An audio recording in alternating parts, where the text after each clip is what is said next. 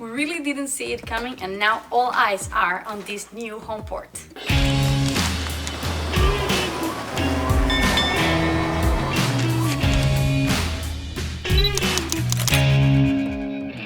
Hello curious sailors, welcome back. It's Martina from Argentina as always, and once more I find myself doing a weekly update video. I'm working on that video I told you about our repositioning, but I wanted to stop first to touch on some of the topics that were kind of hot this week. And press 1 for Spanish. Voy a hacer un pequeño recuento de todo lo que cuente en el video de hoy en español al final, así que fíjense en la barrita de abajo. So on today's video we're gonna talk about the latest Royal Caribbean's new deployment of none other than the Odyssey of the Seas, the newest ship, and something that startled the crew a little bit about a new cruise line trying to figure out the future of crew accommodation and looking into sleeping pods like those Japanese capsule hotels. I'm gonna talk a little bit about the crew reaction on this topic.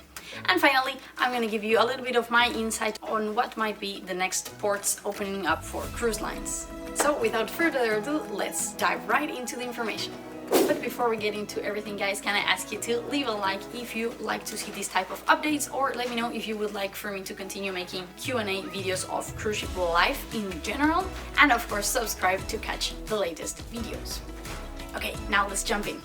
Alright guys, I guess everybody heard by now, but Israel has been confirmed as the Royal Caribbean's newest home port for the brand new mega ship Odyssey of the Seas, which at the same time has just featured in this amazing video of how they sailed backwards all the way out at sea for her first sea trials. But honestly, how did we forget about Israel? We've been saying time and time again that the new cruise ship ports would be those fully vaccinated. I remember suggesting ports like Australia and New Zealand, for example, which have been very protective of their communities. But we forgot to look into Israel. Of course, most of their citizens have been vaccinated, especially those that are risk patients. They have been recognized worldwide for their vaccination efforts, so it does make sense. And apparently they have a new travel arrangement with Greece and Cyprus. So that's great news, guys. Cruises are expected to sail from Haifa, Israel, I hope I'm pronouncing that correctly, in May. And Royal announced this new deployment saying, "We say shalom to Israel." In these new cruises, sailing to the Greek Isles and Cyprus, with ports including Rhodes, Santorini, Athens, the classic Mykonos, and Limassol in Cyprus. They included a comment from the Israel Prime Minister saying that the inaugural season of this cruise ship being from their port shows a big trust on their vaccination policies. And as well, Israel has launched this idea of a green passport, of a vaccine passport, whether on an app or on paper, which will provide vaccinated people access to otherwise restricted privileges. But before I go into that, yes, these cruises will be fully vaccinated cruises where both crew and guests over the age of 16 will be vaccinated to be cruising. And this would be the first cruises from Royal Caribbean to actually allow guests to disembark in the ports, and I hope that as well for crew. And we will probably see a lot of organized tours, but we will have to wait to know more. Going back to this green passport situation, there's a little bit of controversy because they are suggesting that if this would be based on an app, the current available systems are not very secure regarding our private information. But as well, we have other options like paper with QR codes and other type of barcodes that can be scanned. Basically, this would allow travelers to avoid, for example, having to quarantine when they reach to new destinations, or allow them to visit certain places and participate in certain activities. It's basically documentation just proving that you had both of your doses or any of the required doses of a COVID-19 vaccine. What do you guys think about this? Let me know in the comments. So I brought them up just to see where these cruises are gonna be sailing to. Right here, zoom in a little bit just to see it right on top of my finger here, and they're going to be sailing very closely just over here to Greece. All right. Alright, I hope that was informative. And since I have my funky little globe, I also want to tell you where I think the new deployments might be coming from. As you heard, Cozumel, Mexico has invited cruise lines to use this port as a home port. But as you might have figured by now, it's not easy to just change home ports, especially because of all the loading that cruise ships have to do in their turnaround day when guests disembark and new guests embark. First of all, the people need to get on board, and we need a huge terminal to process all these travelers, and security purposes as well. And second of all the food and all the deliveries that we take, especially fuel. And the pier has to be ready for all of these logistics. Plus, Cozumel, it's an island, so that makes things a little bit complicated. But perhaps if the CDC is still gonna give some trouble to the cruising industry to restart from US ports, it might be an option to do for now until US is open again, because of course Miami, Fort Lauderdale and Tampa are huge ports and is where we get most of our guests, so they're a priority. So let's take a look. Remember as well, another port in the Caribbean that has had some news is Barbados. That was the amazing island that allowed crew members to embark and disembark through the whole COVID-19 pandemic, and the cruise lines are thankful for this. And how we show it, it was announced as well that in around 1 year's time cruise ships will be sailing from Barbados. This will bring, of course, a lot of tourism for cruisers that will travel to Barbados to join their ships, and they can enjoy the island as well. So you can see how the tourism industry works hand by hand. Alright, enough for the geography lesson. Let's talk about these crew pods. I don't want to mention the name of the cruise line because I don't want to give them free publicity, but basically it's actually not a cruise line. It's a new project that is developing a residency at sea type of plan, in which you will purchase or rent long-term or even short-term a residency to apparently live on board of this cruise ship with all its amenities while you travel the world. It sounds amazing, but you know, these projects sometimes are a little bit dubious. I was trying to check their website, and of course sometimes it's really difficult to get to the factual information of, okay, the building of this ship and the launching dates and things like this are not very clearly visible on their website. If you're interested about this type of revolutionary non-cruising cruise ships, like for example the cryptocurrency cruise ship, let me know so I can make a video about it. But basically today I wanted to focus on this controversy of crew pods, and I'm gonna try to include here on screen some of the pictures of the accommodations that they were suggesting for crew. But before you get enraged, this is just a survey that this non-cruise line has launched for other crew members from other cruise lines to give their opinion on whether they would like this type of accommodation to work on this vessel. I'm gonna leave the link in the description so you can put your input as well. And I would like to know as well in the comments, what do you think of this accommodation? Personally, I think that this reduces the little personal space that we have in cruise lines normally. I would never thought that cruise ship cabins could get any worse. And I don't want to be mean. I know that on newer ships cabins are a little bit better, but yes, we share a tiny cabin with a stranger for long months in the year, and privacy is the most coveted amenity on board. And if you see these diagrams, your changing space would be basically the corridor, and the shared space, the communal space, would be shared at least with 3 other people. Sure, your bed itself is more private, but you would literally need to change outside of this with other people present. You do have these 2 shared cabins, but they look honestly like a cruise ship cabin, which is pretty cool to have the bed more isolated than normal, but those cabins looked also very small.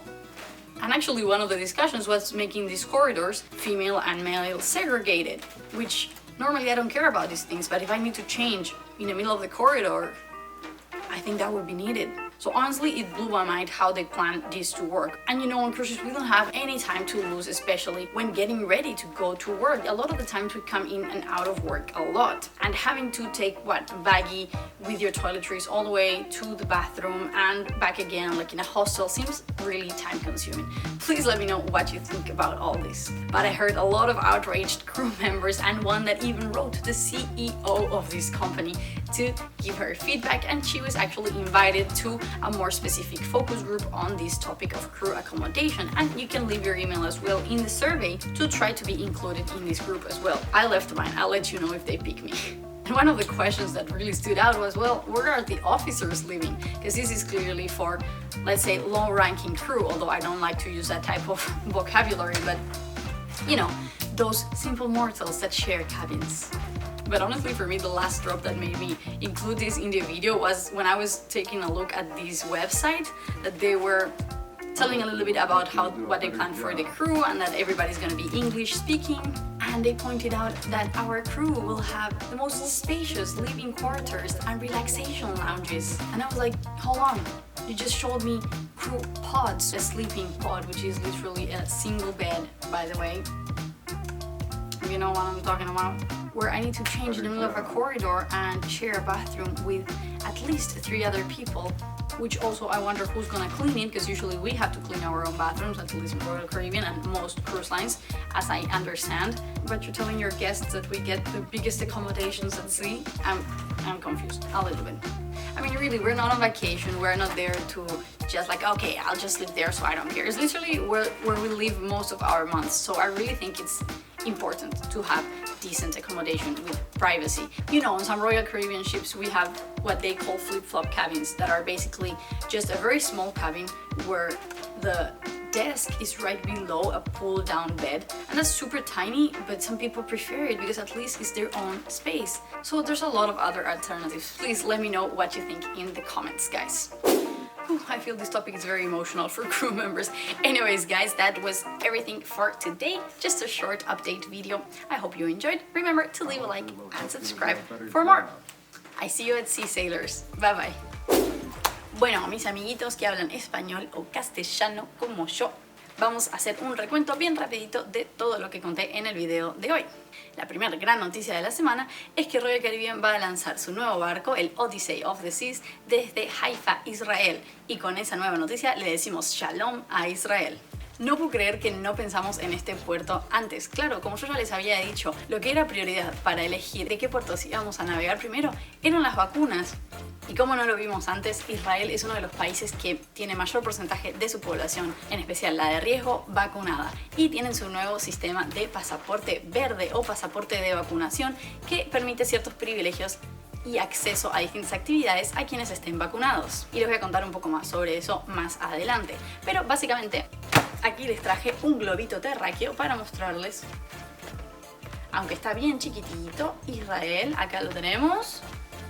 Van a navegar acá cerquita hasta Grecia. Estos cruceros van a tocar puertos clásicos como Santorini, Mykonos, Atenas, Rodas y Limassol en Chipre también, no solo en Grecia. ¿Y se dieron cuenta? Que además este va a ser el primer crucero de Royal Caribbean que toque puertos. Estos cruceros van a salir a partir de mayo y el primer ministro de Israel comentó que lanzar el nuevo barco de Royal Caribbean para su temporada inaugural es un verdadero voto de confianza en sus políticas de vacunación. Y volviendo a ese tema, ¿qué es este pasaporte de vacunación? Bueno, es un tema un poquito controversial porque se dice que si está basado en una aplicación, esta no tendría mucha seguridad o privacidad con nuestra información personal, ya que el objetivo de esto sería simplemente comunicar quién está vacunado o no para darle acceso a esta persona a, por ejemplo, evitar tener que hacer cuarentenas al viajar, poder participar de ciertas actividades, como por ejemplo ir en crucero, porque claro, estos cruceros van a ser 100% vacunados. Todos los tripulantes y pasajeros mayores de 16 años van a estar vacunados en estas salidas. Y ya que tenemos acá nuestro fantástico globo terráqueo, les quería comentar desde dónde creo yo que van a salir, que van a ser anunciados próximos cruceros si el CDC todavía no aprueba de Estados Unidos. Porque claro, Estados Unidos siempre es la prioridad, la mayoría de nuestros pasajeros son de ahí y estos puertos están preparados para que nosotros carguemos todo lo que necesitamos al inicio de cada crucero, en especial el combustible y por supuesto después cosas como comida y bueno, también la gente. Se necesita una terminal con mucha tecnología para procesar todos estos pasajeros. Pero si eso no funciona en el futuro próximo, otro de los puertos que se está preparando para poder ser puerto base para los cruceros es Cozumel. Recuerden que Cozumel es una isla, por lo cual no sería tan fácil que todos los cargamentos llegaran a este puerto, pero sí están preparando al menos los muelles para todo este cargamento y necesitarían preparar la terminal también para procesar a todos los pasajeros. Pero bueno, es una posibilidad.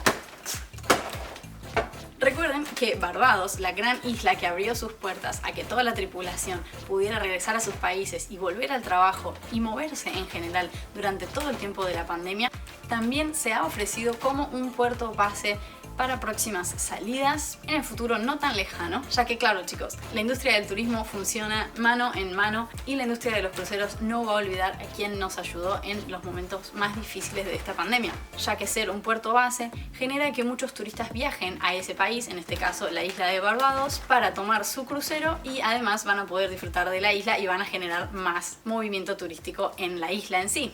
Pero bueno, ya sabremos más cuando estas cosas se vayan anunciando. Ahora quiero hablar de otro tema que causó mucho revuelo entre la tripulación y con justa razón. Hay una naviera, que no quiero mencionar el nombre porque no les quiero dar publicidad gratis, que básicamente lanzó una encuesta proponiendo que la tripulación pueda vivir en cápsulas, como los hoteles cápsulas de Japón. O sea, es solo una encuesta a este punto, todavía no es que así sea como está construido el barco, pero les voy a dejar el link para que dejen su opinión.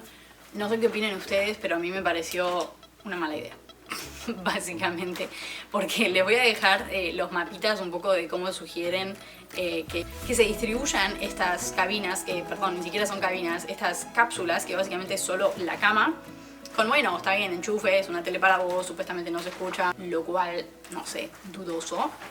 Pero básicamente el mínimo es de 4. Creo que hay una versión también de 2 camas, lo cual es una cabina normal. Básicamente, de hecho, se veía más chica que las cabinas normales. Pero básicamente tu closet está en este espacio común, que es como un pasillo que lleva al baño. Y después habría espacios comunes también separados para de hasta como 20 personas. Y lo que me pareció más gracioso es que te preguntaban, ¿te parece que estos espacios deberían estar separados entre hombres y mujeres? Y yo, tipo... Perdón, sale la argentinidad cuando me pongo emocional. Si mi armario está fuera de la cama, en el medio del pasillo, yo me tengo que cambiar ahí y tengo que caminar hasta el baño y volver, y sí, me imagino que requeriría que esto esté separado entre hombres y mujeres, que no es algo que me interesa mucho normalmente, pero realmente no me hizo mucho sentido. No sé qué opinen ustedes, porfa, déjenme en los comentarios. Y bueno, nada, me generó un montón de preguntas. Ustedes saben, nosotros no tenemos tiempo para perder, y si tenés que, no sé, ir con tu bolsita hasta el baño, bañarte, volver y compartir este baño con mucha otra gente, no sé, me parece que nos va a desperdiciar un montón de tiempo. Además, adiós privacidad, porque el lugar que tenés para juntarte está compartido con otra gente. Y bueno, también me dejaba la duda de, ¿y los oficiales a dónde duermen?